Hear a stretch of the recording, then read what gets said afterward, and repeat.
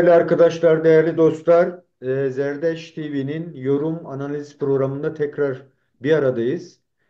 Bugün Güney Kürdistan seçimleriyle ilgili bir çalışma yapacağız.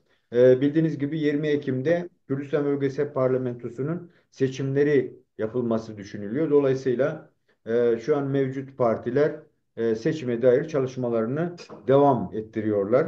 Bildiğiniz gibi 1992 yılında kurulan Kürdistan Bölgesel Parlamentosu'nun ilk seçimleri 19 Mayıs 1992'de gerçekleşmiş. Ve bu 20 Ekim'de yapılacak olan e, seçimler ise e, 6. dönem parlamento e, adayları seçimine ilişkin olacak. Bildiğiniz gibi 32 yıllık süre boyunca beşinci kez, 5 kez Güney Kürdistan halkı sandıklara gitti.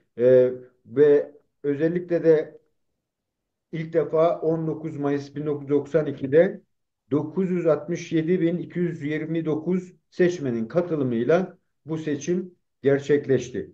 Biz bugün yine Güney Kürdistan'ın bu son e, 6. parlamenter dönemini oluşturmak için yapılmak istenen seçimlere ilişkin değerli bir konuğumuz var. O konuğumuzla seçimler Kürtlere ne getirir, ne götürür, bölgesel konumu nedir? Ona dair bir tartışma yapacağız. Değerli konuğum sevgili Diya Polat, araştırmacı, yazar. E, Değerli hocam hoş geldin. Nasılsın? Hoş bulduk. Teşekkür ediyorum. Değerli hocam girişte de anlatmaya çalıştım. Bildiğimiz gibi Kürdistan bölgesel yönetimi yeni bir seçim sürecine girdi. E, Şöyle bakabilir miyiz öncelikle?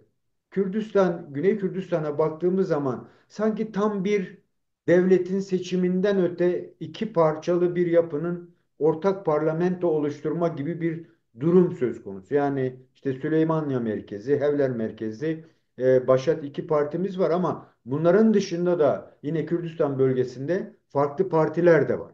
Dolayısıyla bu biraz yönetim değişimini beklentisini de getiriyor. Ortak parlamento oluşturup gerçekten çalıştırılamayan bu beşinci dönem, 6. dönem diyoruz.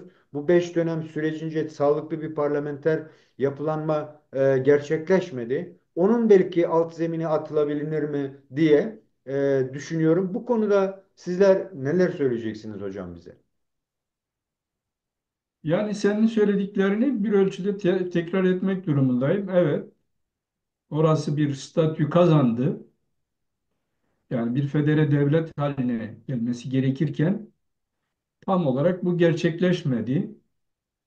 Çünkü bürokrasi, işte askeri yapı, polis yapısı her ne kadar merkezi gibi duruyorsa da pratikte gerçekten tam olarak merkezileşmediği, e, aynı zamanda siyasi partilerin bir siyasi parti durumunda e, görünmekten ziyade iki ayrı merkezi yöneten, yani Güney Kürdistan'ın tümüne hitap eden siyasal partiler ve siyasal partilerin yerleri vardır. Yani normalde bir devlette bir bürokrasi olur.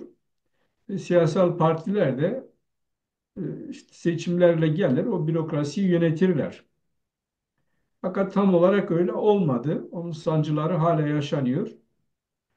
Bu seçimlerde de yani seçimlerle bu durumun çok değişeceğini sanmıyorum. Hani seçimlere gireceksek e, tabii benim temennim bu seçimlerin herhangi bir parçalanmaya, dağılmaya, statüde bir zayıflamaya yol açmaması ya da diyalog yollarının kapanmaması Böyle bir risk ya var mı? da yani tabii şeyli sonuçlara göre de bir takım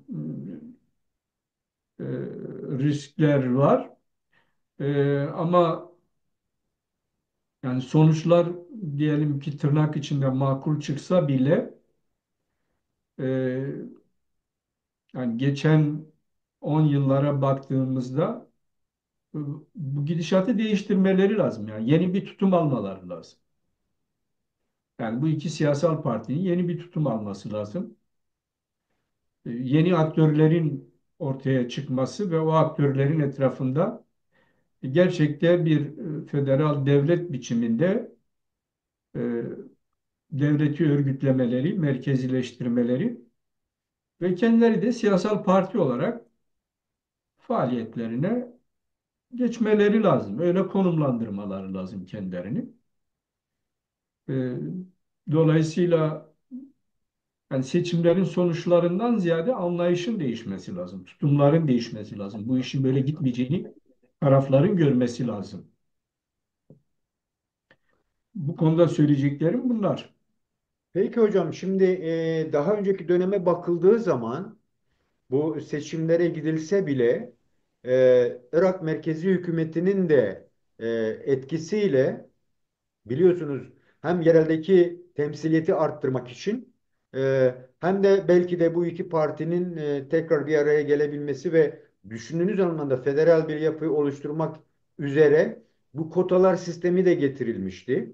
Bu seçimle bu kota sisteminin de daraltıldığını görüyoruz. Şunu söylemek istiyorum. Yani bugüne kadar hangi parti büyük oy aldıysa direkt sanki yönetime o gelmiş gibi bir algıyla e, öbür partinin karar alma sürecinde sanki dışlanması gibi bir süreç yaşandı. Belki de bugüne kadar o düşündüğünüz anlamda federal bir yapıya oluşturmamanın da gerekçelerinden biriydi. Şimdi yeni oluşacak parlamentoda bu kararlara alabilecek şeyi neye bağlıyorsun? Nasıl bir olgunlaşma olacak ki bu bizi Güney Kürdistan'ı ciddi federal bir yapılanmaya ve olası yeni YNK ile KDP'nin de herhangi birinin iktidar olması durumunda ikincisinin rahatlıkla ülkenin parlamentosunda güç gösterebileceği kararlara olumlu veya olumsuz katkı sunabileceği bir muhalefet olgusunu ortaya çıkarabilir. Ne diyeceksiniz hocam bu noktada? Ya diyeceğim şu, yani gerçekte aslında hani Kürtler orada iktidar oldu ama herhangi bir siyasal parti gerçekte iktidar olmadı. Çünkü iktidar dediğin şudur. Yani siyasal partilerden bağımsız bir bürokrasinin olması lazım. Yani ordunun, polisin, istihbaratın ve işte bakanlıkların bürokratlarından en alt kademelere kadar bunlar siyasal partilerden azade olmaları lazım. Hani herhangi bir ordu mensubu veya herhangi bir bürokrat tabii ki siyasal partiye üye olabilir, oy taraftarı olabilir. Bu başka bir şey ama siyasal partilerin emriyle çalışan e, bir bürokrasi bir devlet işi değildir. Yani bu tam olarak işleyen bir devlet bu. Defolu bir devlet halidir. Dolayısıyla bugüne kadarki oradaki iktidarlar hani o 50-50 döneminde bir e, rahmetli Celal Talabani ile Mesut Barzani'nin anlaştıkları dönemde bir şey oldu. Fakat onun devamını getirmediler. Yani bir uzlaşma oldu, bir birlikte iktidarlaşma oldu diyelim. Onun devamını getirmediler. Getirmeyince de hem aralarındaki açı büyüdü, farklılıklar büyüdü, yaklaşımlar, tutumlar büyüdü. Hem de o tarihten itibaren bana göre tam olarak bir iktidardan bahsetmek mümkün değil. Yani herkes kendi iktidarı gibi bir durum var.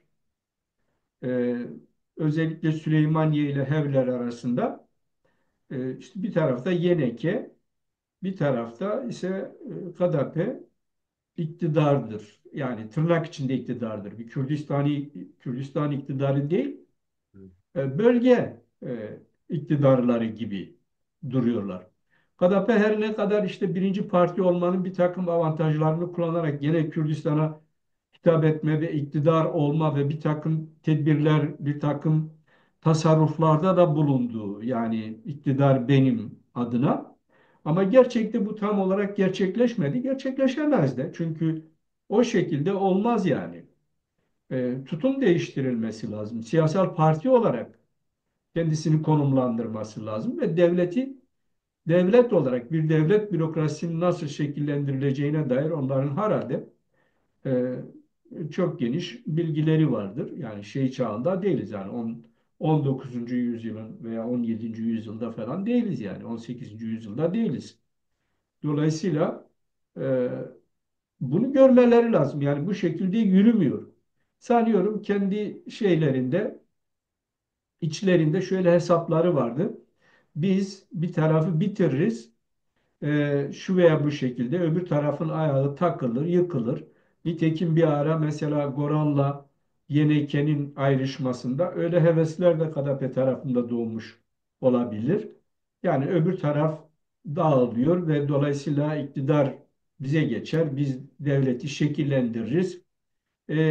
Ondan sonra da işte eğer Batı standartlarında bir demokrasi olacaksa da bir takım zeminler açarız ama işte o karşılıklı iki kardeşin rakip hatta bazen düşmanlığa varan durumu da tarihe silinir, tarihe mal olur gider diye hevesleri oldu.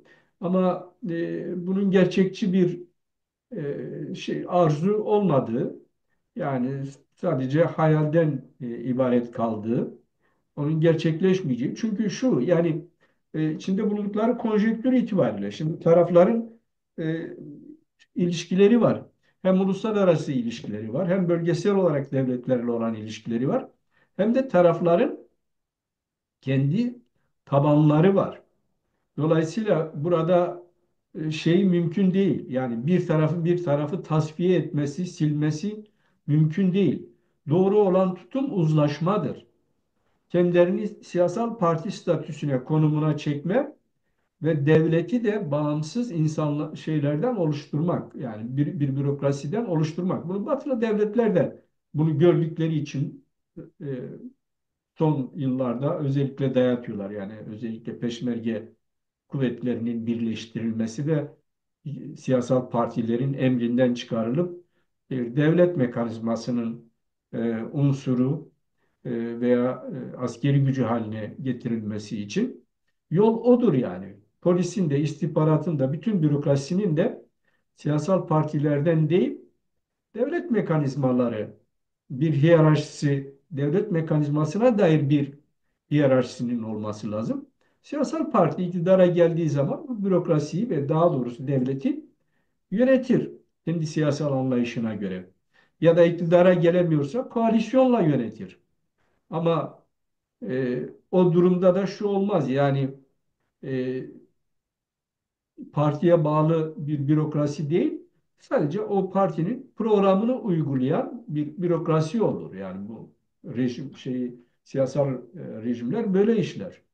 Peki hocam, Irak merkezi hükümetinin bu kota sistemiyle olaya müdahil olması, düşündüğümüz anlamda o siyasal partinin, iki siyasal partinin daha bir demokratik mücadelesine katkı sunacak mı? Yani Kürdistan demokrasisinde daha bir böyle bir öne çıkış olacak mı? Halk bu konuda o şeyi yakalayabilir mi? Yani çünkü halkın seçmen boyutuyla bakıldığında tercihleri aynı zamanda bu iki partinin federal bir yapı oluşturmanın düşüncelerini de oluşturacak gibime geliyor. Bu konuda neler söyleyeceksin? Çünkü kota demek bir partinin direkt hemen seçime girmeden bile galibiyetinin kazanılması gibi bir olgu vardı. Ama şimdi biraz böyle bir yarış var, bir demokratik yarış gibi bir görünüm var. Bu konuda neler diyeceksin? Yani Kürdistan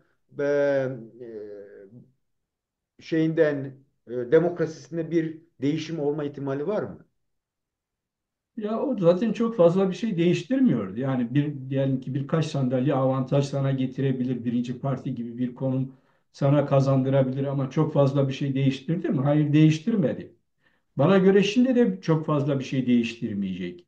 Yani diyelim ki HDP'nin o kontenjanları daha çok lehine kullandığı söyleniyor. Onları kaybetmiş olsa bile bu YNK'nin ve diğer partilerin avantajlı duruma geçtiklerine dair bir sonuç çıkarmıyor.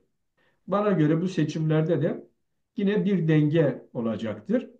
Yani şimdi hani 111'de o kotalar kalktığı için 100 milletvekiline düşürülmüş Irak Merkezi Mahkemesi'nin kararıyla, daha doğrusu seçim kurulunun kararıyla.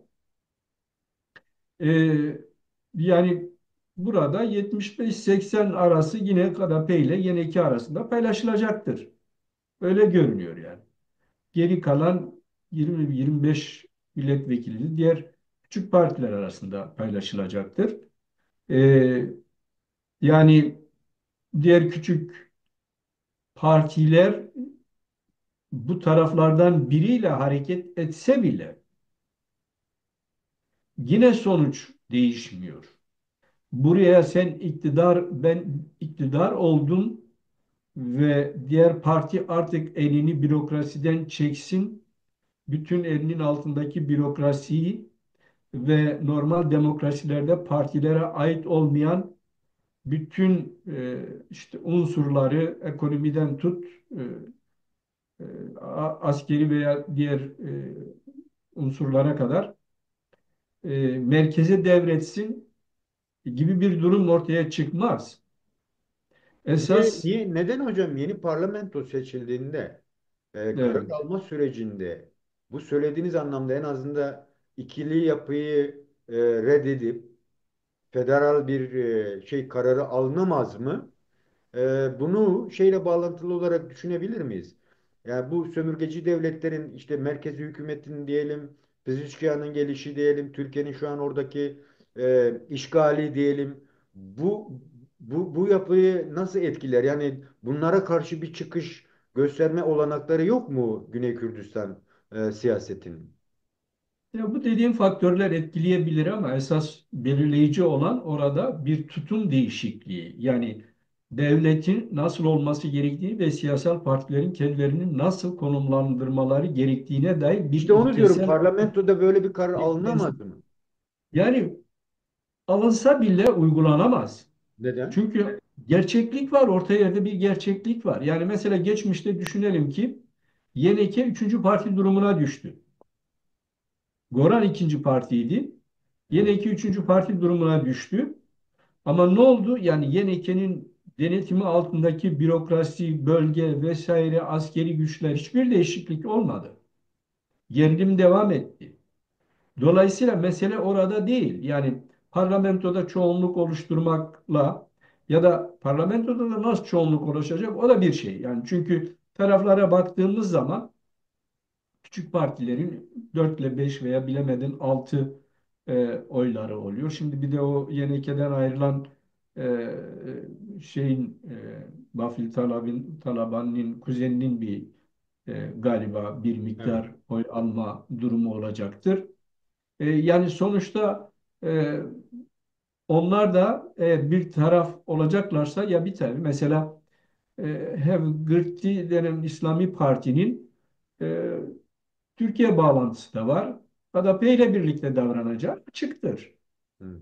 Yani öbür tarafın o Komala'nın İran'la ilişkisi var. O belki de YNK ile eğer yerel çelişki ve şeyler falan yoksa davranabilir. Yani dolayısıyla o denge parlamentoda çok değişmez. Biri 3-5 milletvekili fazla olunca ben hükümeti kuracağım diye dayatınca öbür taraf elindeki tasarrufları devretmez.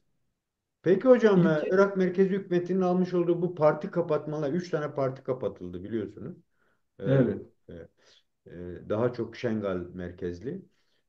Bu aynı zamanda sanki bu iki partinin uzlaşmaya gideceğinin de bir açıklaması diye ortaya koyamaz mıyız? Yani çünkü bir anlamda o 3 parti üçüncü bir gücün etkisini hızlandırmaya yönelik daha bir yapılanmaydı sanki. Hani şu an sanki KDP ile YNEK'in daha rahat uzlaşabileceği bir zeminleri oluşmadı mı sizce henüz? Ve gerekçeleri nedir? Yani sömürgeci devletlerin burada payı nedir? Yani şimdi daha rahat uzlaşabilecekleri zemin yani hani bir uzlaşma kültürü bakımından oluştuğunu söyleyemeyiz. Aksine şu anda bir uzlaşmazlık üslubu hakim görünüyor. Ama şu olabilir, yani seçimlerden sonra işte diyelim ki aklı selim galip gelebilir. Ya bu iş böyle yürümüyor. Oturalım, konuşalım. Böyle aktörlerin de olduğunu düşünüyorum. Yani mesela ben Neçirvan Barzani'nin politikalarını pek şey etmem, tasvip etmem. Ama bu noktada biraz daha makul görüyorum onu. Yani uzlaşmacı görüyorum. Öbür tarafta da var. Yani Kosret Resul gibi, Melle Bahtiyar gibi, bazı akil adamların, böyle bir akil grubun bir araya gelip bu partileri yani tasfiye etme değil, tasfiye edemezsin. Tasfiye etme değil ama konumlarını değiştirsinler. Konumlarını siyasal parti konumu haline getirsinler. Devlet partisi veya devleti yöneten, yani veya devleti elinde tutan parti değil de siyasal partilerin demokrasilerdeki fonksiyonları neyse öyle. Öyle bir şekilde kendilerini konumlandırsınlar ve şeyi de devretsinler. Yani onun da yolu şundan geçiyor. Yani merkezi bürokrasi, merkezi ordu, merkezi istihbarat, merkezi polis. Bütün bunlar şekillendirilebilirse siyasal partilerin de yeri kendiliğinden oluşmuş olur. E, Yani öyle olabilir. Yoksa şey çok fazla bir şey değiştirmez. Yani e, herhangi bir gücün şey olması, biraz daha arkasının güçlü olması işi çok fazla değiştirmez. Çünkü şundan dolayı değiştirmez. Yani bu iki partinin de birbirini tasfiye etme imkanı yoktur. Hem bölge ilişkileri bakımından imkan yoktur.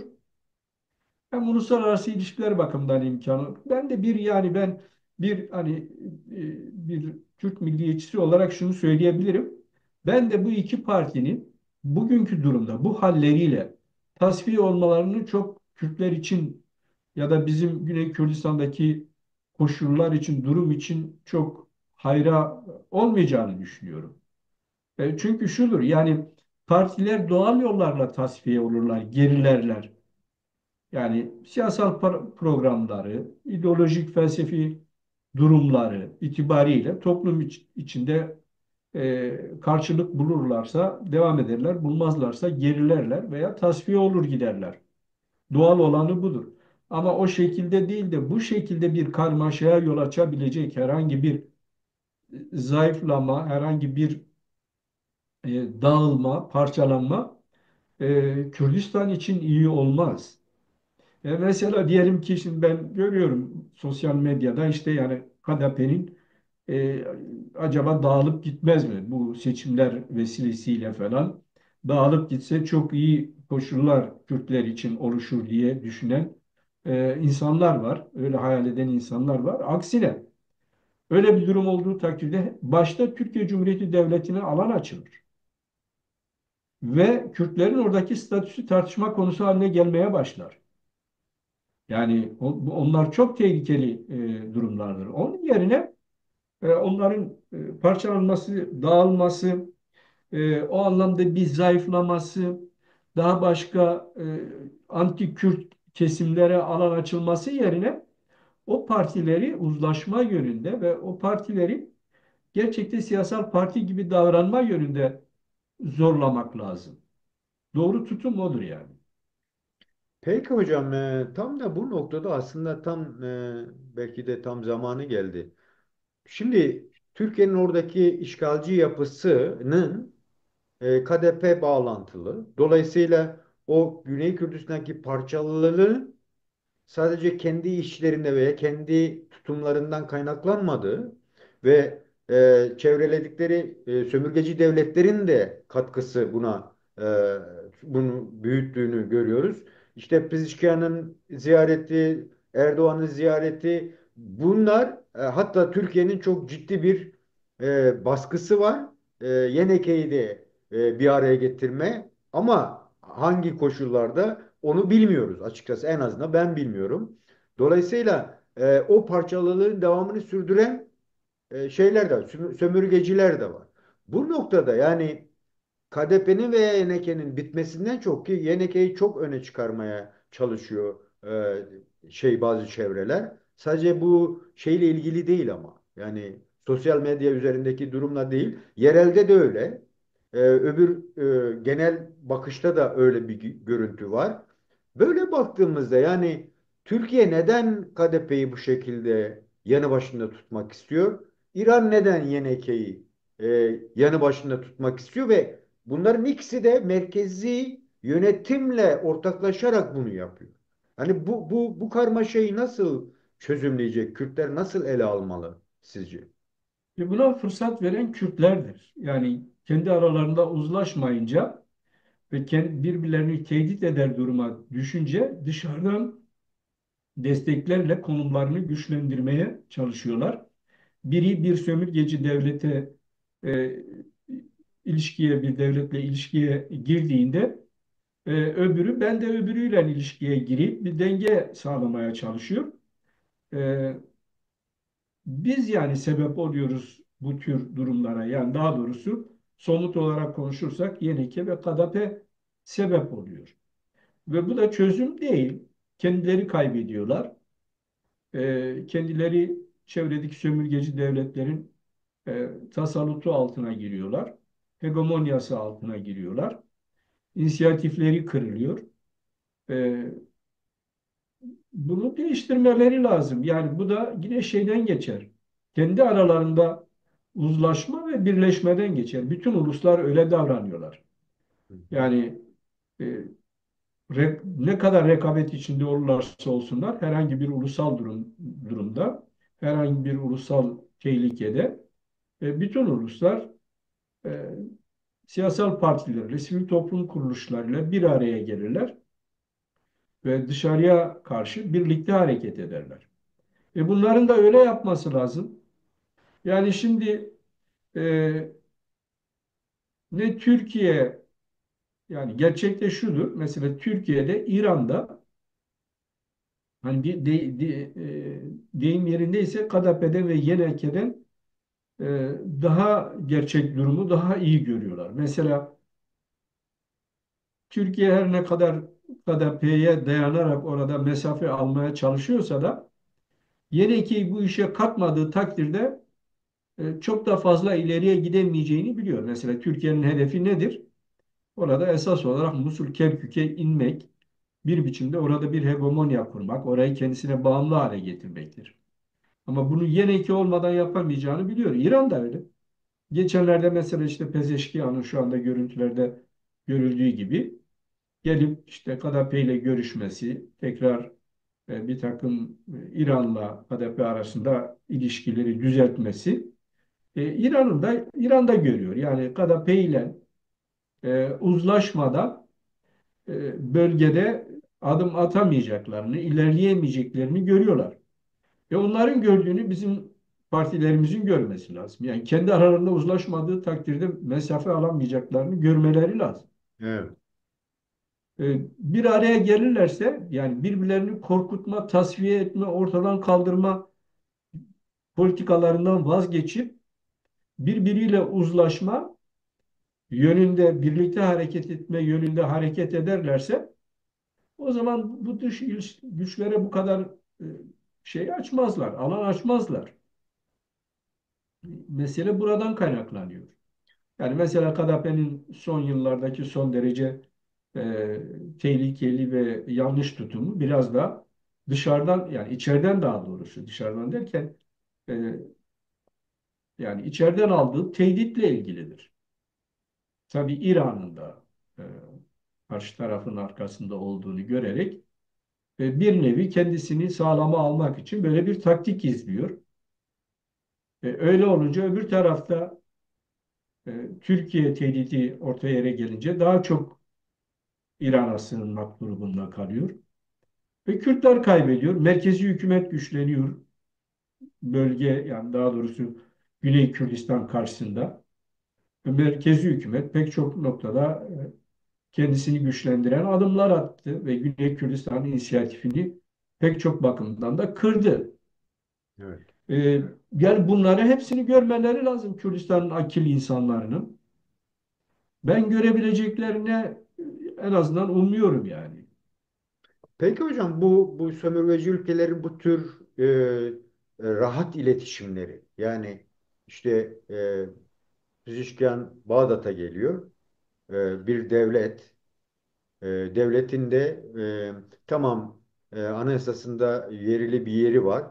İşte Güney Kürdistan, e, her ne kadar işlevsiz de olsa şu an parlamento bir hükümeti ve bir şey var. Onlarla da iletişim kuruyor. Türkiye de aynı şekilde. Yani Bağdat'a gidiyor. Ondan sonra dönüyor. Hevler'e gidiyor.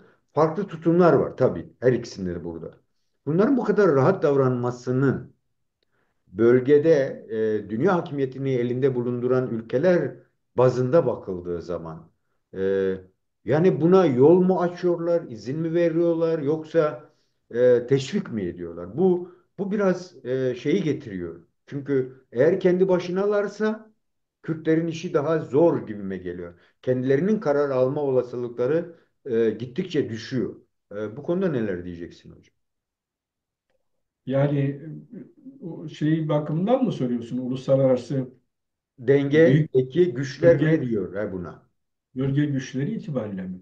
Ya. Ya uluslararası güçler tabii ki bu sömürgeci ülkelerin hegemonyası altına girmesini istemezler. Özellikle de batılı güçler İran'ın hegemonyasından rahatsızdırlar. Gerek Irak'ta gerek Güney Kürdistan'daki aktivitelerinden son derece rahatsızdırlar. E, Ama şu var yani e, batılı ülkeler Kürt meselesinde bir takım çözümlerin olabilmesi için Türkiye'nin e, hem bölgedeki Kürtlerle özellikle güneydeki Kürtlerle hem de kendi içindeki Kürtlerle iyi ilişki içine girmesini teşvik ediyorlar öteden beri. Zaten Güney Kürdistan'la ilişkilerin tırnak içinde normalleşmesi biraz Batı'nın baskısıyla oldu. Yani 2007-2008 itibariyle o tarihlere kadar hala orayı bombalayacağız, vuracağız, kıracağız gibi lafları vardı. Fakat o tarihten sonra tutum değiştirdiler. Batı'nın da orada bir baskısı ve teşviki oldu. Batı'nın politikası barışçıl biçimde Kürtlerle bir arada yaşamayı bölge devletleri öğrensin. Haklarını da bir biçimde tanısınlar. Yani onlar tabii ki hani böyle benim gibi insanların bağımsızlık ve gibi veya işte federe bir şey gibi şeylerden ziyade bölge devletleri, sömürgeci devletlerin de kabul edebileceği bir takım çözümler, e, makul çözümleri şey yap. Bugün Rojava'daki politikaları da öyledir. Mesela Türkiye ile Rojava'nın uzlaşmasını öteden beri dayatıyorlar Türkiye'ye. E, Dolayısıyla onların politikaları böyle. E, Ve ama tabii şu da var. Yani Güney Kürdistan'ın çevre ülkelerin basit piyonları olma ve inisiyatif kaybetme, kan kaybetmelerini de istemiyorlar ve bu yüzden de hem ekonomik olarak destek veriyorlar hem de işte Peşmerge'yi birleştirmek için bu siyasi partileri uzlaştırmak için son derece yani yoğun bir diplomatik faaliyet de yürütüyorlar. Ama mesele bizimkilerden kaynaklanıyor. Yani Batı ile tam bir koordinasyon içinde, tam bir uyum içinde çalışsalar daha iyi sonuçlar alırlar. Batı'nın politikalarının ben bizim Kürtlerin ve oradaki her iki siyasi partinin aleyhine bir durumlarını görmüyorum. Yani mesela Batılılar şu veya bu partiyi tercih edip öbürünü dışlamıyorlar. Böyle bir durum da var yani. Ya. Ne YNK'yi ne de KDP'yi dışlama gibi bir tutumları yok. Bazen öyle yorumlar falan da çıkıyor. Batı KDP'yi sildi, yok öbürü Batı YNK'yi sildi falan. Öyle bir durumları da yok yani. Peki hocam, aynı zamanda bir de şöyle bir şey var. Sömürgeci ülkeler bazında, özellikle Türkiye açısına bakıldığında sanki bu ayrışma aynı zamanda hesapta olmayan Rojava'nın da denkleme sokulmaması adına da bir adım olduğu görülüyor aslında. Bu seçime nasıl yansıyacak onu bilmiyorum. Hatta geçenlerde dikkatinizi çekmiştir. Bu eski generallerden biri bir Bafıl Talabani'ye suikast bile yapılabileceğine dair. Onun gerekçesi de Rojava ile Yeneke'nin, yani Yeşil Saha ile Rojava'nın ortak çalışabilme olasılıkları var. Eğer böyle ise ve gerçekten de Bafıl Talabani çoğunlukla bir yönetim erkini eline geçirirse, yani şey olarak parlamenter büyüklük olarak, bu dengeyi nasıl değiştirir? Yani Kürtleri biraz daha birbirlerine yakınlaştırma olasılığını artırır mı? En azından o federatif yapının düşündüğünüz anlamda bürokratik vesairese yapısını güçlendirecek adımlar attırır mı Kürtlere, Güney Kürdistan'da? Önce şunu söyleyeyim. Yani mesela Rojava ortaya çıktığında Türkiye Cumhuriyeti Devleti'nin en korktuğu şey Rojava ile Güney'in birleşmesiydi. Ve izlediği politikalarla maalesef bizim Kürtlerin de birbirleriyle olan işte rekabet ve farklı hesaplar, hayal dünyasındaki hesaplarının da getirdiği avantajlarla Güney ile Rojava'yı yani birbirinden ayırdı. Araya çelişkiler koydu. Uzlaşma olmadı. Eğer uzlaşma olmuş olsaydı Türkiye Cumhuriyeti Devleti bugün Rojava'nın işgal ettiği bölgelerine bile giremezdi. Yani ondan çok korkuyordu ama çok şey bir politikayla bunu sağladı. Şimdi e, Bafil, Talabani veya Yeneke Rojava ile daha sıcak ilişkileri var. KDP'nin ise daha kötü ilişkileri var. Ama yani şunu bilmemiz lazım bizim. Yani Kürtlerin e, politikada nasıl kazanacaklarını iyi hesaplamaları lazım. Yani Kürtler KDP'yi kazanmadan mesafe alamazlar. Bunu bilmeleri lazım. Ne Yeneke KDP'yi kazanmadan mesafe alabilir, ne de Rojava KDP'yi kazanmadan mesafe alabilir. Bu bir gerçek. Yani bu gerçeğe göre, bu realiteye göre hareket etmek lazım. Bizim ilk e, görevimiz şu olmamalı. İşte Bafkın diyelim ki işte 3-5 milletvekili fazla oldu. Sözüm ona iktidar oldu. Demin de söyledim. İktidar olmaz. 3-5 değil, isterse 10-25 alsın. Yine iktidar olmaz. Yani bir çatışma çıkabilir. Bilmem ne olur. Merkezi Irak hükümeti veya çevredeki ülkeler gelirler, girerler. İşte hangisinin o konjektürde eli daha güçlüyse gelirler, girerler. Yani Kürtler kaybeder. O bir sonuç değil. Sonuç şudur. O sen diyelim ki hakikaten birkaç tane sandalye fazla mı aldın? Biraz gücün arttı mı? Toplumda öbür tarafın kredibilitesi veya işte onayında bir zayıflama mı oldu? Onu karşı tarafı tasfiye etme yönünde değil, onu karşı tarafla uzlaşma yönünde, karşı tarafı kazanma yönünde kullan.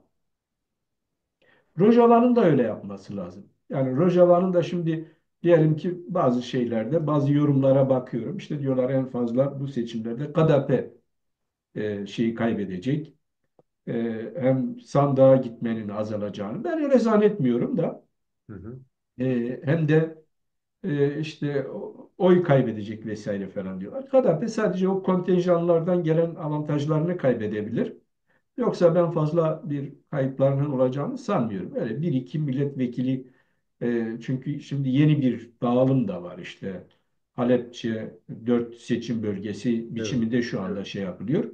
evet. Onun da getirdiği bir takım denklemlerden dolayı ama sonuç olarak benim tahminim eğer yani seçmen sayısı itibariyle birinci parti yine KDP çıkacaktır. Yani Katılım artarsa KDP'nin alma ihtimali yüksek diye düşünüyorum ben.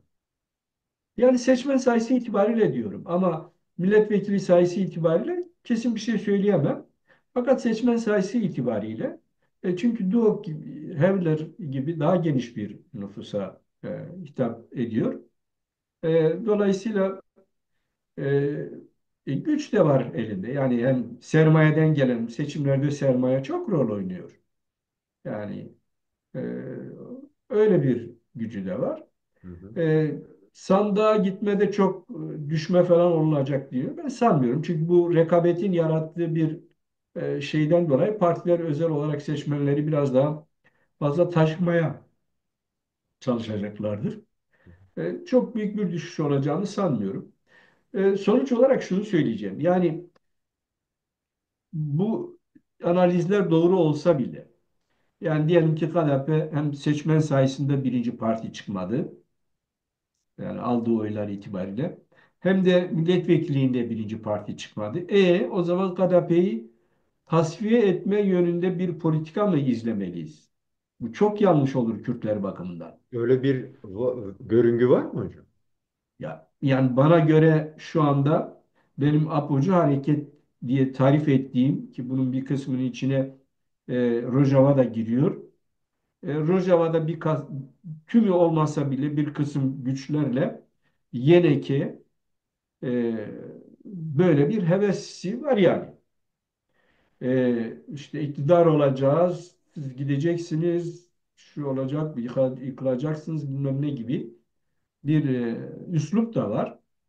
E, Yani tabii seçim öncesinde bunu çok fazla da yapmamak lazım.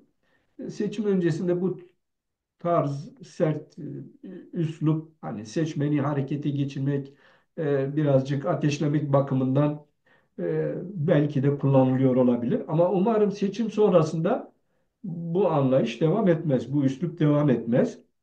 Çünkü demin söylediğim gibi yani e,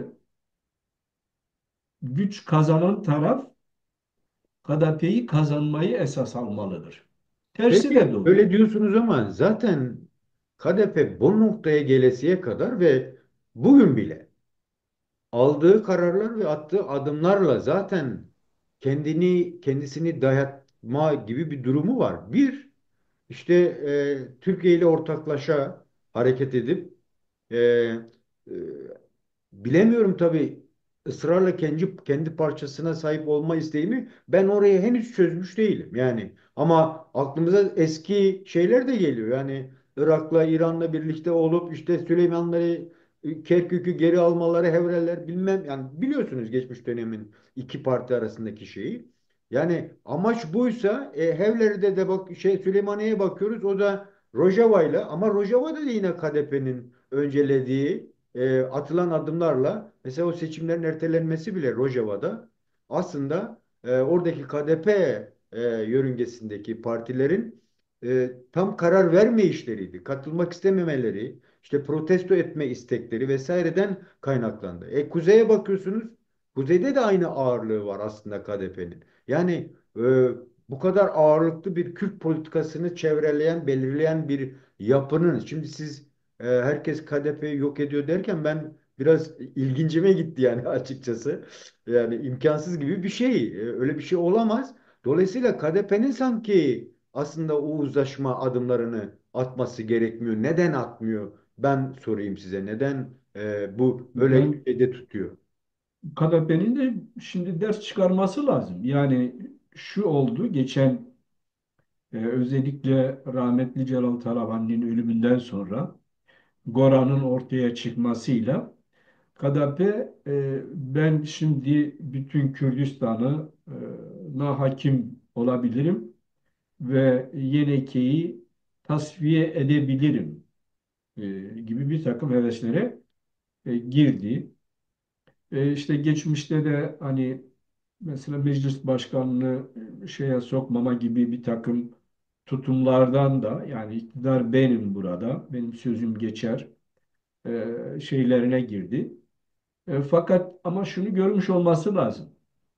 Yani sen istediğin kadar yani geçmiş dönemde epeyce güç topladı. Sermaye olarak çok güç topladı bir kere. Askeri olarak da önemli ölçüde güç topladı. Bir de yani Kürdistan'ın çok önemli Hevler, Doğuk gibi daha geniş bir kesiminde. E, Fakat şunu görmüş olması lazım. Yani böyle güç kazanmakla karşı tarafı tasfiye etmek mümkün olmuyor. Bizim uzlaşmamız lazım. Bizim bir devlet nasıl işliyorsa öyle işleyen bir mekanizmaya kendimizi teslim etmemiz lazım. Doğru olan tutum bu ve buna göre kendimizi konumlandırmamız lazım. Ben burada Neçirvan Barzani'nin bunu gördüğünü düşünüyorum. Barzani ailesinde başka daha görenler de var mıdır? Çok bilmiyorum. Bir bu Barzani Vakfı'nın başında olan bir Barzani daha var. Onun da makul olabileceğine dair bazı ifadeler duydum. Ama ben maalesef mesela Mesut Barzani'yi hani büyük bir saygı duyduğum bir Kürt lideri ama rolünü oynamadı maalesef bu geçen dönem içinde. Yani onun bu rolü hani Celal Karavani yokken bu rolü merkeze geçip bu rolü oynaması lazımdı. Oynamadı bu rolü. Ee, Şu anda bundan sonra da onun artık inisiyatif alabileceğini sanmıyorum. Ama Neçirvan Barzani ve Barzani ailesinde daha başkaları varsa bu rolü alabilirlerse ben karşılık bulacaklarını tahmin ediyorum. Ben Yeneke'nin e, çok yani biraz daha uzlaşmacı politikalardan e, yani öyle bir kültür içinde Yeneke'nin bu yani genç kadrolarının öyle bir kültür içinde e, olduklarını düşünüyorum. Uzlaşmacı bir yol seçeceklerini düşünüyorum. Tabii Rojava konusu başlı başına Türkiye Cumhuriyeti Devleti'nin şeyi bir konusudur. Yani deyim yerindeyse kırmızı çizgisidir. Bu birleşme olursa Türkiye Cumhuriyeti Devleti'nin bu kırmızı çizgisini aşabilirler. Ama birleşme olmazsa Rojava'ya yönelik negatif tutumları gerek oradaki yerel güçleri ki o yerel güçleri gerçekten çok ciddiyetsiz bir durumdalarlar bana göre.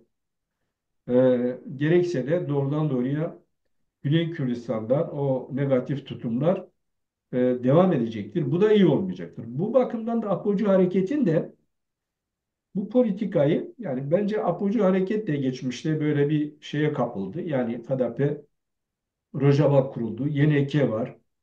E, Kendilerinin de önemli bir gücü var.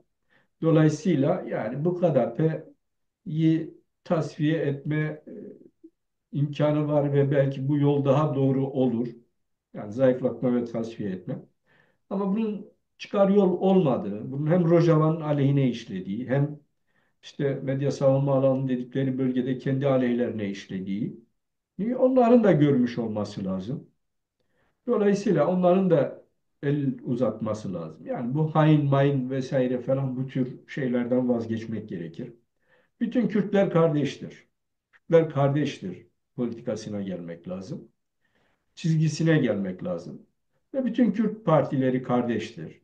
Yani bizim yeni bir konjektür doğuyor. Doğdu şimdi yani bu İsrail-Lübnan Savaşı ile birlikte. Bu Rojava'ya da yeni kapılar açılıyor. Suriye'nin şekillendirilmesinde Kürtlerin ve mevcut Rojava'daki siyasal güçlerin daha geniş inisiyatif alması, rol oynaması söz konusudur. Bunun ardında Irak'ta bir sıra Irak'a gelecektir. Yani Irak'ta yeniden düzenlenecektir. Çünkü Irak'ın böyle İran'ın hegemonyası altındaki durumunu Batı kaldıramaz. Bunun da değişmesi lazım. Dolayısıyla bu değişiklikler Güney Kürdistan'a daha büyük imkanlar getirecektir. Yani o tartışmalı bölgelerin tekrar Kürdistan'a bağlanması, referandumda elde edilen sonuçların ortaya çıkması, E, Yani İran'ın gerilemesi önemli bir faktör olacaktır bölgede. E, Birlik oldukları takdirde Türkiye Cumhuriyeti Devleti'nin de elinin kolunun bağlanması gibi bir sonuç da getirebilir. Yani bu konjektür Kürtler bakımından o yüzden şu anda Türkler son derece büyük telaş içindedirler. İşte İsrail gelecek de bilmem Anadolu'yu ele geçirecek gibi saçma sapan kendi kitlelerini, kendi nüfuslarını agite eden saçma sapan laflarla onların tek korkusu Kürtlerin durumunun düzelmesi. Bu işin Kürtlerin lehine gelişmesidir. Dolayısıyla Apocu Hareket de bunu görmelidir. Yani burada Kürtlerin lehine çok özgün biçimde de Apocu Hareket'in lehine gelişmeler oluyor. Bu kuzeyde de onlara bir statü getirebilir. Yani onların inisiyatifinde Kürtlere bir Hocam statü. ona dair sorun vardı. Onu da beraberinde düşünürseniz iyi olur. Şimdi e, yani ciddi alınması gereken bir süreç diye düşünüyorum. Güney'in seçime girmesi bile Kürtler arası bir demokrasi geleneğin olması bile büyük bir olay bana kalırsa. Ancak Türkiye'nin hem Güney Kürdistan hem de Rojava'daki işgal ettiği yerlere de bakıldığı zaman yani bir konsensüs var mı gerçekten? Olursa Güney ile Rojava birlikte ancak olur. Kuzey parçası Kürt ve Kürdistanlı'dan uzaklaştırılmalı diye bir söylemler de var. Yani e, Akdeniz'e ulaştırılmayacak ama Güney ile Rojava birleşecek. Ama çok ilginç bir şey oldu. Geçen gün ABD'nin de etkisiyle ertelenen Rojava seçim kararı aldığında seçim bölgelerinin içine Afrin'i de alarak öyle bir belirlemeye gitti. Böyle bakıldığı zaman bir de son dönemlerdeki işte hem Bahçeli'nin konuşması hem de yeniden bir anayasa yapılma süreci vesaireyi düşündüğümüz zaman yani bu zemine ulaşıldı mı sizce de yoksa e, yine önümüzdeki İsrail'e bağlı olan İsrail ve İran ilişkilerine bağlı olarak Kürtler yine darmadağınık bir halde mi bırakılacak? Bu konuda neler diyeceksin hocam? Ve bu Kürtlerin tutumuna bağlı. Yani Türkiye Cumhuriyeti Devleti kendisi bakımından tehlikeyi gördüğü için Kürtler bakımdan avantajlar doğuyor bu yeni bölgedeki kırılma itibariyle. En başta Suriye'nin şekillendirilmesinde istiyorlar ki Kürtlerin herhangi bir rolünün ve inisiyatifi olmasın. Ve hatta bu rol ve inisiyatif e, Türkiye Cumhuriyeti Devleti'nin eline geçsin. E, Yani o bakımdan da hani o Bahçeli'nin gidip Demlilerle tokalaşması öyle bir adım hevesidir. Yani hani Dem üzerinden, Apocu Hareket üzerinden e, Kürtler ayrıca bir inisiyatif geliştirmesinler. Ayrıca bir statü talebinde bulunmasınlar. Hatta mümkün mertebe tıpkı Hüdapar gibi biz Türkiye Cumhuriyeti Devleti ile birlikteyiz, bölgedeki emperyalist Siyonist güçlere karşı birlikteyiz gibi bir üsluba ve tavra gelsinler. Ve dolayısıyla biliyorlar ki Kuzey Kürtleri ile Rojava Kürtlerinin arasındaki sıcak ilişkileri çok iyi biliyorlar. Dolayısıyla Rojava'daki Kürtlerin de elini kolunu soğutma, inisiyatifsiz bırakma ve böylece Suriye'de eğer bir siyasi şekillenme olacaksa İsrail'le ve Amerika'yla, Batı'yla birlikte Türkiye Cumhuriyeti Devleti inisiyatif alsın ve Türkiye Cumhuriyeti Devleti orayı kendi isteğine göre şekillendirsin. Hmm. Bütün hesapları bu. Buradan tabii ki yani bu Kürtler arası çelişki, çatışma vesaire falan olursa KDP ve partnerlerinden de onay alabilir. Yani onu KDP da bir değil, manipülatif bir daha da böyle bağlanmış, hareketsiz bırakılması anlamına gelmez mi hocam bu? işte yani onu da manipülatif amaçlarla kullanır. Yani işte bu terör örgütü bilmem ne falandır. Bunu bir tarafa bırakalım. Bak Kürtler burada sahte biçimde. O Kürtler de nasıl Kürtler? İşte hiçbir inisiyatifi olmayan, hiçbir hak talepleri olmayan, bildiğin gibi ana dilde eğitimi bile istemiyorlar. E, ve hiçbir statü de getirmeyecek Kürtler. Yani onu da kullanabilirler o şekilde. Dolayısıyla bu çok tehlikeli bir durumdur. Yani Apocu hareketin burada inisiyatif kaybetmemesi lazım. Çok önemlidir bu. Kandil'den, Avrupa'dan, Türkiye ve Kuzey Kürdistan'dan Rojava'ya kadar. Bunun önünün alınması lazım. O da şuradan geçer. Bizim şöyle bir durumumuz yoktur. Yani biz bölgede işte emperyalizme, siyonizme bilmem neye karşı mücadele etme gibi bir görevimiz yok. Bizim şu veya bu güce karşı özel düşmanlık yapma gibi bir görevimiz. Bizim şu görevimiz e, vardır. Biz tarihten silinen bir halkız. Soykırım altındayız. Biz tarih üzerinde kalmaya devam etmek istiyoruz. Kendi kimliğimizle, kendi dilimizle, kendi kültürümüzle ve kendi kendimizi yönetmek istiyoruz. Buna kim el uzatırsa onun elini tutarız. Ve hangi koşullar buna el veriyorsa o koşulları da biz kullanırız. Böyle bir tutum içinde olmaları lazım ve inisiyatif kaybetmemeleri lazım. Bunun da yine demin söylediğim gibi yani KDP ile uzlaşma burada geçmişte olduğu gibi bak geçmişte bunu yapmadık çok şey kaybettik. Burada yine KDP ile uzlaşma önemli bir faktördür. KDP'nin güneydeki daha doğrusu Rojava'daki uzantılarının burada bir takım manipülatif roller almaması için Başur KDP'si ile uzlaşmanın Tamam da hocam ve şimdi birlikte davranmanın yollarını bulmalı. ÖSO'nun durumunu düşündüğünde yani YNK ne kadar baskı yaparsa yapsın onların uzlaşmaya yaklaşmamasının KDP'nin tutumuyla ilgili değil mi? KDP'nin Türkiye ile direkt yani artık aleni birlikteliğinden kaynaklanmıyor mu bu? Yani hem ÖSO'nun içinde hem de enekesi olarak e, Rojava'daki Kürtlerin durumunu uluslararası mesela görüşmelerde Enekes'e gider. PYD gitmez ama Enekes'e gider. Yani sanki onların çobası ve PYD dese bile PYD dese ki ya gelin işte beraber yapalım pek anlam ifade etmiyor gibi. Ama Enekese dese sanki dese ki ya biz kardeşlerimizle uzlaşarak daha mantıklı gibi geliyor bana. Yani çünkü kimse kale almıyor Eneke'yi zaten. Statüsü İşte yok ama yani Enekese hem Türkiye ile OSO içerisinde aktif savaş içinde olduğu için hem de siyasal parti olarak Enekese olarak var olduğu için sanki bunların adım atması gerekmiyor mu? Yani sanki dışarıdan herkes KDP'yi kısıtlıyor ama aslında KDP kendini kısıtlıyor gibime geliyor. Yani söylenilmek isteneni söylemiyor. İşte o nedenle bu seçimlerden sonra Güney Kürdistan'da öyle bir olgu ortaya çıkar mı sizce? Ben çıkabilme olasılığını olsun istiyorum ki öbür Kürt güçleri de kendi aralarında farklı uzak. Çünkü bazı Kürt güçlerinin kendi aralarında uzlaşmaları da yetmiyor Kürtlerin statü alması için. Çünkü hem o sömürgeci güçlerin hem de o emperyal dediğimiz dünya hakimiyetini sürdüren güçlerin de onayı gerekiyor. E, Ne diyeceksin hocam bu noktada? ben diyeceğim şu yani bizim ne yapıp KDP'yi kazanmamız lazım. Yani Başur KDP'sini kazanmamız lazım. Politika bu olmalıdır. Bunu Tamam da esas inisiyatif alan bir onun elinde. Ben de tam zıttını söylüyorum. Diyorum ki inisiyatif evet. KDP'de. Yok yok şu yani KDP ama yani senin kazanabilmen için ona bir şeyler kazandırman lazım.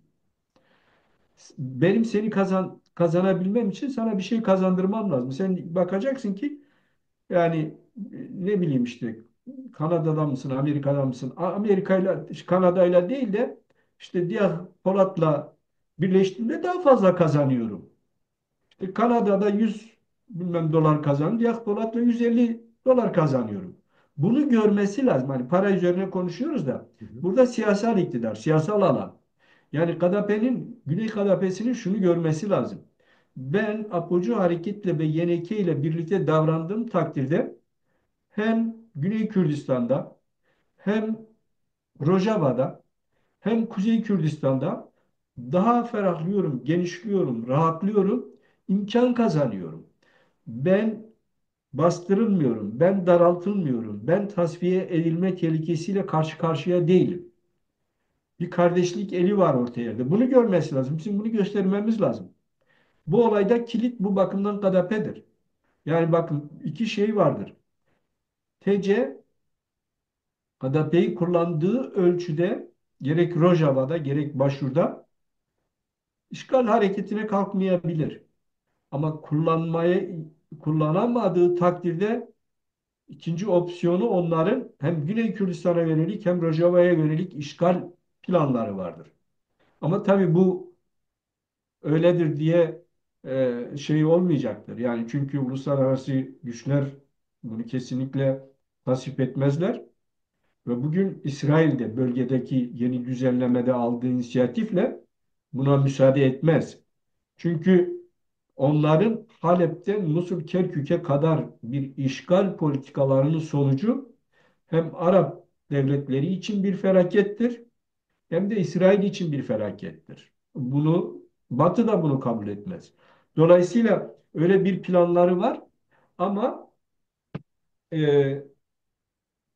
yani Türkler birlikte hareket ettikleri takdirde kesinlikle gerçekleşmez. O yüzden bizim yapmamız gereken bu konjektürde HDP'yi bir biçimde bizim kazanmamız lazım ve oradaki HDP'nin partneri olan siyasal güçlerin de onların bir kısmının ben artık TC ile çalıştığını falan da düşünüyorum. Ama çalışmayan geniş bir taban var, bir topluluk var, aydınlar var. O kesimlerle birlikte de iş yapılabilir. Dolayısıyla birlikte uluslararası kuruluşlara gidilebilir. Yani tabii ki şudur, yani bizim hani Suriye şekillendirilirken hani OSO bugün TC'ye bağlı bir güçtür ama o yeni şekillenmede ÖSO'da da bir takım değişiklikler, değişik gruplar, çevreler, yeni ilişkilere gelebilir. Yani o da bir ihtimaldir. Çünkü insanlar şuna bakıyorlar. Yani güç ve imkan nerede? Oraya yanaşmaya çalışıyorlar. Hatta bugün Amerika ile bir takım ilişkilerinin olduğu vesaire el altından olduğu da söyleniyor. O yüzden bizim bu e, Suriye'nin yeni şekillendirilmesinde bu çok kilit bir durumdur. Eğer biz Kürtler inisiyatif kaybına uğramazsak, oradaki statüde bir gerileme durumu yaşamazsak, bizim gelecekte Güney Kürdistan'da da o referandumda elde edilen tartışmalı bölgelerin e, ve federatif devletin şekillendirmesinde imkanlarımız da kapıya gelecektir mesela. KDP bunu da görmesi lazım. Yani sen Rojava'da güç kazanırsa Kürtler sen Güney Kürdistan'da güç kazanırsın. Rojava kaybedilirse sen Güney Kürdistan'da senin geleceğin birinci etapta e, eyalettir. Ayrı ayrı eyaletler, merkeze bağlanmış eyaletler ve uzun vadede de tarihten silinip gitmedir. Yani hani bugün işte ana dilde eğitim yapıyorsun, bir statün var vesaire falan ama sen bunu koruyamayabilirsin yani. Tarih, toplum çok hızlı değişiyor. Böyle yani. Peki hocam. Son olarak şöyle bir şeyle bitirebilir miyiz? Bilmiyorum yani bu olumsuz bir şey yaratmak için söylemiyorum ama seçimler ertelenme ihtimali mümkün mü? Öyle bir şey görüyor musunuz? Çünkü eğer Türkiye, İsrail'in kendisini hedef aldığını ne kadar saçmalık olsa da aslında İsrail'e benzer şeyler yapıyor. Yani Afrin'i işgali, Güney Kürdistan'ı işgali, e, aynen İsrail'in e, Lübnan'ı işgali gibi algılıyorum ben açıkçası. Dolayısıyla yani ona karşı çıkma işi kendisinin de hakkı olacağı gerçeğini düşünüyor diye düşünüyorum TC'nin. Dolayısıyla Kuzey Kürt hareketiyle belki yeniden bir yol yordam arayışı içerisine girdiğini de düşünüyorum. Ama böyle olursa yani hakikaten Güney Kürdistan inisiyatifini tamamen yitirir mi? Yani o bahsetmiş olduğunuz dengesizliğe girer mi yoksa Amerika ve merkezi hükümet, Irak merkezi hükümeti buna izin vermez diyebilir miyiz? Çünkü yani İran'a en yakın silahlı bir güç lazım Suriye'ye, İsrail'e. Türkiye'de zaten ben oradayım diyor. Sen bırak ben hallederim gibi. Yani böyle bir karmaşa içerisinde neler söylememiz gerekir son olarak? Seçimler dediğin Güney Kürdistan seçimleri mi? Evet, Güney Kürdistan seçimlerinden bahsediyorum. Güney Kürdistan seçimlerinin şu anda inisiyatifi merkezi Irak Seçim Komisyonu ve her neyse bir ismi neyse o kurumun elindedir. Yani seçimlerin iptal edilmesi gibi merkeze etki edecek herhangi bir güç, bu İran olabilir, bu Türkiye olabilir, olursa onlar iptal ederse eder. Ama Güneylilerin elinde değil. Güneylilerde sadece şu olabilir. Yani TC'nin eliyle bir takım provokasyonlar falan geliştirilir. Seçim ortamı kalmaz, oylama ortamı vesaire falan kalmaz. Bu da çok zor bir şeydir. Yani bu provokasyon görülür, ortaya çıkar. Bir de Bafra e, suikasti de bunlardan biri belki de suikast isteği. yani ama yani zor. O sıkıntıya sokar TC'yi. Onun dışında yani ben Gadape'nin de e, böyle bir şeyden çok taraftar olduğunu sanmıyorum. Yani öyle iddia edildiği gibi Gadape'nin çok büyük kayıplara uğrayacağı, çöküp gideceği falan bir durum değil. Onlar da hala şu hani içeriden baktıkları zaman kendilerinin esas olarak kazanacaklarını düşünüyorlar. Dışarıdan insanlar onların belli bir kayıp yaşayacaklarını görüyorlar ama onlar bu bakımdan öyle bir ihtiyaç içinde de değildirler bana göre. E, Dolayısıyla seçimler itibariyle çok fazla bir gelişmenin olacağını sanmıyorum yani. Peki hocam. Çok teşekkür ediyorum. Ee, Ben de teşekkür ediyorum, başarılar diliyorum ve izleyicilerine selamlarımı, saygılarımı iletiyorum. Baş üstüne teşekkürler. Son bir söz isteyecektim sizden ama yine de eğer varsa bir katkınız söylemek istediğiniz bizim unuttuğumuz, sorduğumuz ona dair bir şey varsa. Yok yani yine söyleyeceğim şudur. Kürtlerin birleşmesi, birbirini kazanmasını esas alan bir politika izlemeleri. Bu kim olursa olsun. Yani KDP'nin de şimdiye kadar daha çok diğer kesimler KDP'yi kazansın dedik. Ama KDP'nin de Apocu harekette dahil olmak üzere bunları, Yeneke'yi vesaire kazandığı ölçüde kendisi bakımından doğrudan doğruya parti olarak kendisi bakımından bir geleceği olur. Bunları kazanmadığı takdirde kendisinin de bir geleceği yoktur. Yani hani 3-5 yıl olur, 5-10 yıl olur ama sonuç olarak Kürtler kaybettiği zaman o da kaybedecektir. Yani o da sıfırlanacak. Bunu görmesi lazım.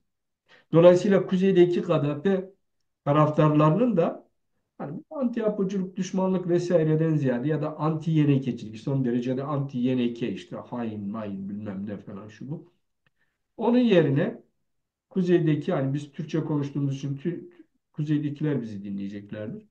Kuzeydeki HDP'lilerin de bu yönlü bir tutum içine girmeleri ve Güney HDP'sine kazanma politikalarının bu olduğunu belirtmeleri yerinde olacaktır diye düşünüyorum. Peki hocam, çok teşekkür ediyorum. Değerli arkadaşlar, değerli dostlar, bugünkü çalışmamızın sonuna geldik. Değerli araştırmacı yazar, Kürt milliyetçisi araştırmaları da yapan sevgili Diya Polat'la Güney Kürdistan'daki 20 Ekim'de yapılması düşünülen seçime dair bir görüş alışverişinde bulunduk. Bunun hem sadece iki parti değil, Kürdistan'ın, Güney Kürdistan demokrasisinin nasıl daha kolay gelişebileceğini, parlamenter yapının daha rahat nasıl oturulabileceğini, işte e, özellikle de güç birleşimiyle bir devletleşmeye nasıl ulaşılacağına dair bir fikir teatisinde bulunduk. Tabii e, hem sömürgeci güçler açısından hem de dünya hegemonyası elinde bulunduran güçlerin bakışına göre de değinmelere çalıştık. Kendisine çok teşekkür ediyorum. Değerli hocam görüşmek üzere, hoşça kal. Hoşça kal.